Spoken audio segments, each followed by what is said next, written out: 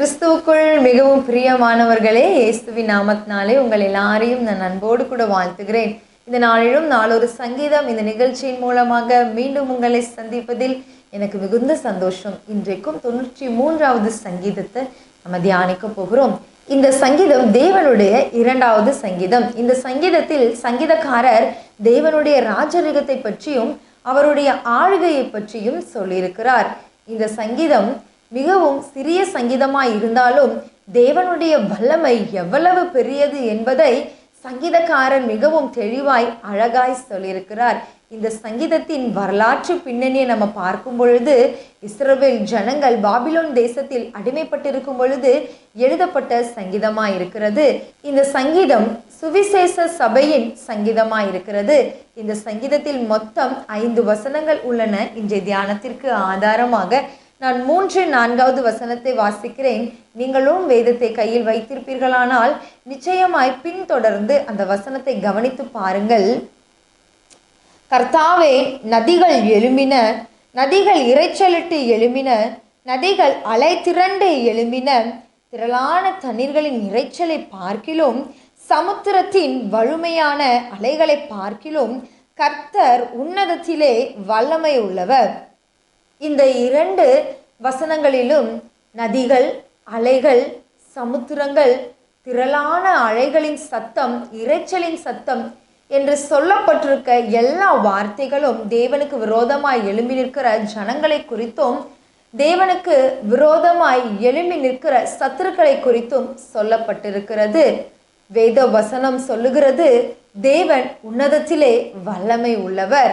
இந்த எல்லாவற்றையும் பார்க்கிலும் அவர் வல்லமை உள்ளவர். இன்றைக்கு ஒருவேளை உங்க வாழ்க்கையில அலைகளை போல பிரச்சனைகள் சூழ்ந்து இருக்கலாம். இல்லை உங்க வாழ்க்கையில சத்தமிட்டு இரைச்சலோடு கூட பிரச்சனைகள் கொந்தளித்து கொண்டிருக்கலாம். ஆனால் தேவன் அதை எல்லாவற்றையும் அடக்கி ஆளுவதற்கு அவர் வல்லமை உள்ளவராய் இருக்கிறார்.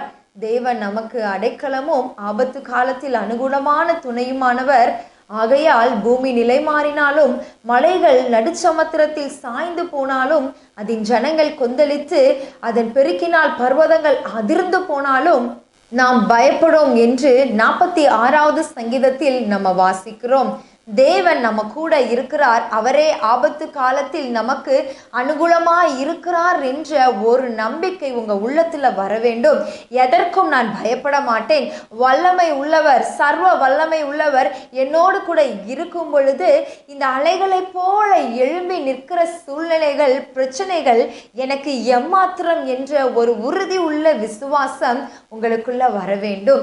இல்ல ஒருவேளை உங்க சபைகள்ல நதிகள் எழும்பி நின்று இரைச்சலிட்டு திரளான தண்ணீர்கள் வந்து உங்க சபையை அடித்து மோதி கொண்டிருக்கிற ஒரு சூழ்நிலையில இன்றைக்கு உங்க சபை இருக்குமானால், இல்ல நீங்க செய்து கொண்டிருக்கிற உங்க ஊழியங்களில் நடந்து கொண்டிருக்குமானால், இல்ல நீங்க வேலை செய்கிற பணித்தளங்களிடத்துல, இல்லை நீங்கள் வேலை செய்கிற இடத்துல, இல்லை நீங்கள் படிக்கிற இடத்துல, நீங்கள் தொழில் செய்கிற இடத்துல ஒருவேளை இன்றைக்கு நதிகளை போல சத்துருக்கள் எழும்பி நின்று இரைச்சலிட்டு இருக்குமானால் தேவன் அதை எல்லாவற்றையும் இன்றைக்கு அடக்கி போடுகிறார்.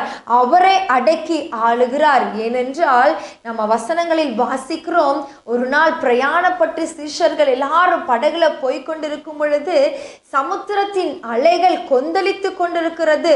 படகுகளில் இருக்கிற சீஷர்கள் எல்லாம் தத்தளித்து அவர்களுடைய படகு கவிழ்ந்து போகிற ஒரு சூழ்நிலை வரும் பொழுது அங்க தேவன் வந்து அந்த இரைச்சல் இட்டு கொண்டிருக்கிற தண்ணீரின் அலைகளை பார்த்து தேவன் ஒரு வார்த்தையை சொல்லுகிறார், இறையாதை அமைதலாயிரு என்று சொன்ன உடனே அந்த அலைகள் அப்படியே அமர்ந்து விட்டது. தேவனுடைய வார்த்தையில் வல்லமை உள்ளது. அவர் கட்டளையிட்டா நடக்கும், அவர் சொல்ல ஆகும், அவர் கட்டளையிட நிற்கும் என்று வசனம் சொல்லுகிறது. இன்றைக்கு ஒருவேளை உங்க வாழ்க்கையில நதிகள் எழும்பி நின்று அலை புரண்டு இரைச்சலிட்டு பிரச்சனைகள் சத்தம் சத்தமிட்டு கொண்டிருக்குமானால் தேவன் இன்றைக்கு அதை அடக்கி போடுகிறார், அதை அமைதலாக்கிறார். நீங்கள் எதற்கும் பயப்பட வேண்டாம், தேவன் என்னோடு கூட இருக்கிறார், அவரே அடைக்கலமானவர் என்ற ஒரு விசுவாசமும், அவர் வல்லமை உள்ளவர் இதெல்லாவற்றையும் மாற்றுறதுக்குங்கிற ஒரு தைரியமும் உங்களுக்குள்ள வரும் பொழுது நிச்சயமாய் சத்துரு வெள்ளம் போல வரும் பொழுது அது ஒன்றும் உங்களை சேதப்படுத்தாமல் அப்படியே மடிந்து போகிறதா இருக்கிறது. தேவன் நிச்சயம் உங்களோடு கூட இருந்து உங்களை காக்கிறவராய் இருக்கிறார். கண்களை மூடி செபிப்போமா? தகப்பனே, மை துதிக்கிறோம் அப்பா, மை ஸ்தோத்தரிக்கிறோம் ராஜா. அப்பா, அந்த நேரத்திலும் இந்த நிகழ்ச்சியை பார்த்து கொண்டிருக்க தம்முடைய பிள்ளைகளுக்காக செபிக்கிறோம் அப்பா. இன்றைக்கு ஒருவேளை இவங்க குடும்பத்தில் பிரச்சனைகள் எசப்பா, இவங்க சபைகளில் ஒருவேளை இன்றைக்கு அலைகளை போல பிரச்சனைகள் அலை மோதி கொண்டிருக்குமானால், திரளான தண்ணீர்கள் எழும்பி நின்று இறைச்சலிட்டு கொண்டிருக்குமானால், என் நேசு நீர் அதை அடக்கி போடுவீராக, இறையாத என்று அதற்கு கட்டளையிடுவீராகப்பா. இயேசுவின் நாமத்தினாலே இவர்களுக்கு ஒரு அற்புதம் நடக்கட்டும் அப்பா. எல்லா பிரச்சனைகளும் அமைதலாய் மாறும்படிக்காய் ஜெபிக்கிறேன் இயேசுவே. அப்பா, உங்க கரத்துல ஒப்பு கொடுக்கிறேன்ப்பா. நீர் காற்றையும் கடலையும் அடக்கி ஆளுகிறவராய் இருக்கிறீர், அப்படியே அவர்கள் வாழ்க்கையில செய்வீராகப்பா. அற்புதம் நடக்கட்டும் இயேசுவின் நாமத்தினாலே. அப்படியா உங்க கரத்துல ஒப்பு கொடுக்கிறோம். நீர் பெரிய காரியங்களை செய்து ஒவ்வொரு பிள்ளைகளையும் சாட்சியாய் நிறுத்துவீராகப்பா. இயேசுவின் நாமத்தினாலே ஜெபிக்கிறேன் பிதாவே, ஆமென். எனக்கு அருமையானவர்களே, பயப்படாதீங்க, தைரியமா இருங்க. தேவன் நமக்கு ஆபத்து காலத்துல அனுகூலமான துணையா இருக்கிறார். அவர் உங்க கூட இருக்கும் பொழுது உங்க படகு கவிழத்தக்கதான எவ்வளவு பெரிய பிரச்சனை வந்தாலும் அதை அவர் அடக்குகிறார்.